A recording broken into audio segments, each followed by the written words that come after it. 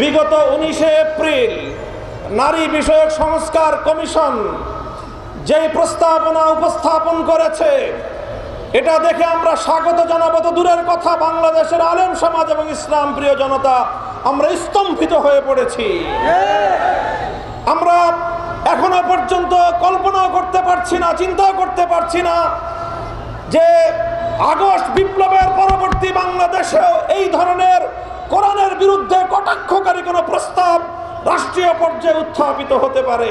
Doctor Yunus সাহেবের verified Facebook page থেকে প্রতিশ্রুতি ব্যক্ত করা হয়েছে এই নারী কমিশনের প্রস্তাবনাকে, তাদের সুপারিশকে যথা দ্রুত সম্ভব তারা বাস্তবায়ন করার প্রতিজ্ঞা করেছেন।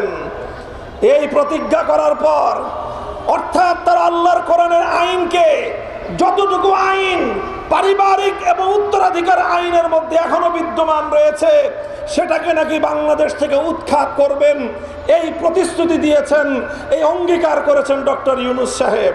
আগামী 3 তারিখের পূর্বে বিতর্কিত নারী কমিশনের প্রস্তাবনা প্রত্যাখ্যান করে, প্রত্যাহার করে এই কমিশন যদি বাতিল না করা হয়, সোহরাওয়ার্দী উদ্যান থেকে পরবর্তী কর্মসূচি ঘোষণা করতে বাধ্য হবে হেফাজতে ইসলাম।